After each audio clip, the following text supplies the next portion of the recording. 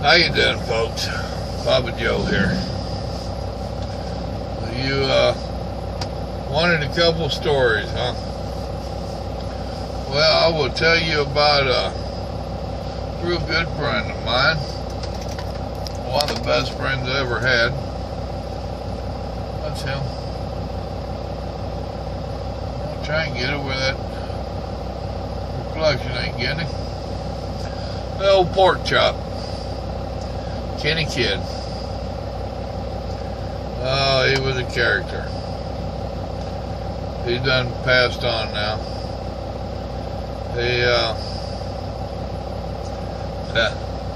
There's one I shared with his family. That was me and him out in California. We was hauling boats.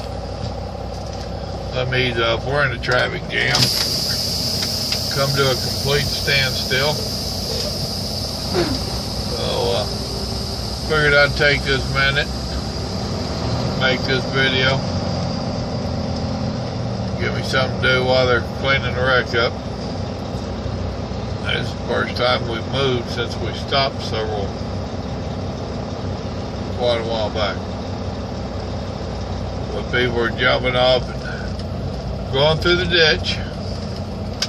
So the line's closing up. You know the routine.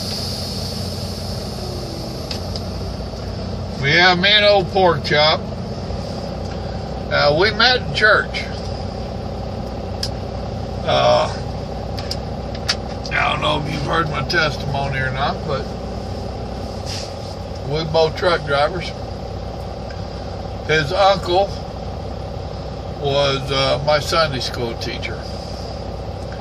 And he was doing the rock and roll circuit. I think he was with Circus Olay then.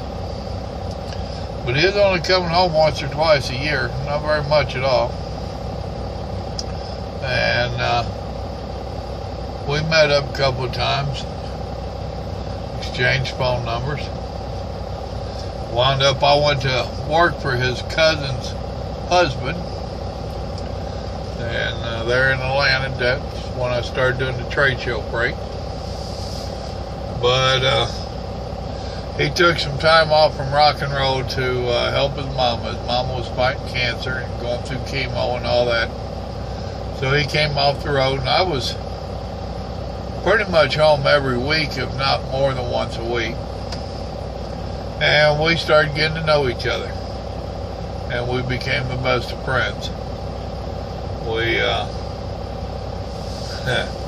I got him a couple of different jobs. There, the last few years, it seemed like where one went, the other one went. We chased each other all over this country and Canada too.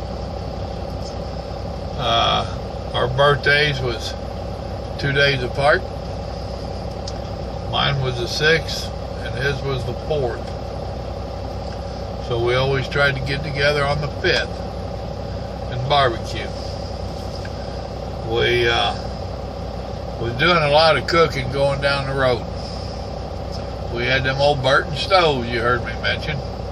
Rascals are good once you master them.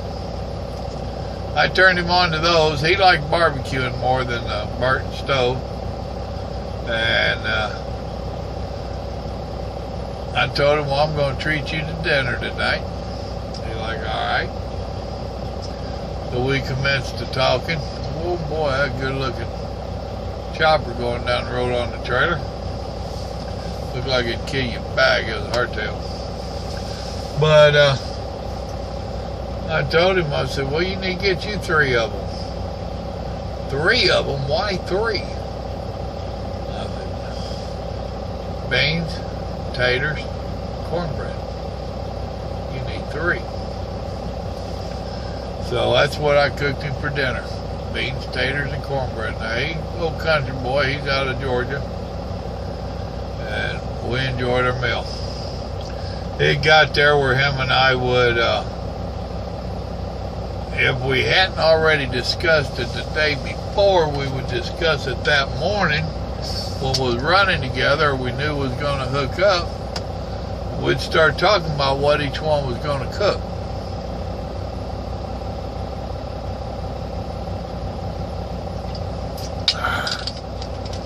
we'd be cooking in our trucks, and we'd either stop or meet, then we'd barbecue. Good times. Miss him. Damn no heart attack. Once again, he'd been out here like 35 plus years. One of the few out here that have time on me. But he just got so out of shape riding around in these damn old trucks.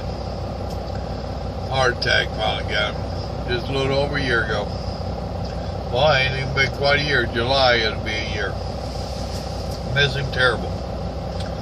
We got up to Canada. Wizard Lake was the name of the place.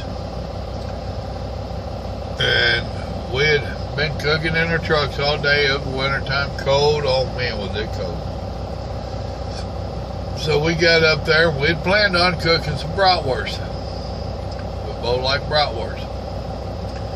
So we got up there to our place. You can't park where we did then.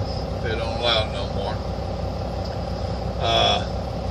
We set up the grill outside. We got the fire going, charcoal. It was so dadgum cold, we couldn't even cook on a grill. This was one of the little domes with a dome top on it. We wound up having to put foil over the top of them dogs to trap that heat down there towards your bottom. It was that cold. We laughed and carried on about that. Actually, we probably stood outside and drank a beer.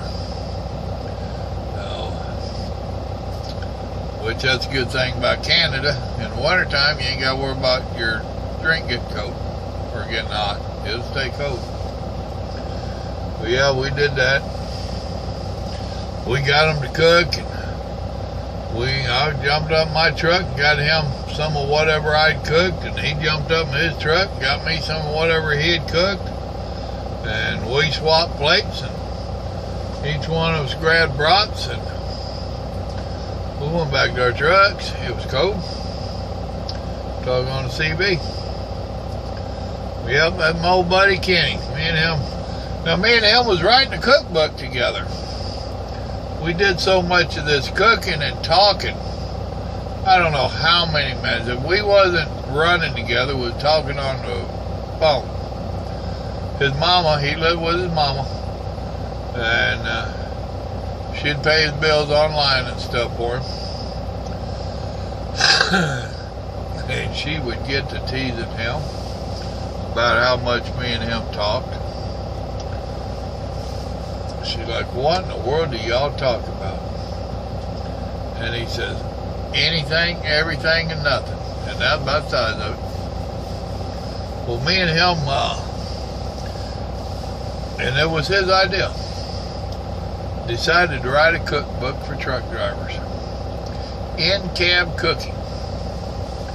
So we started dreaming up different things that we could do. We had our Burton stoves, had crock pots, microwaves. I mean, we had our truck set up. And that company didn't have passenger seat.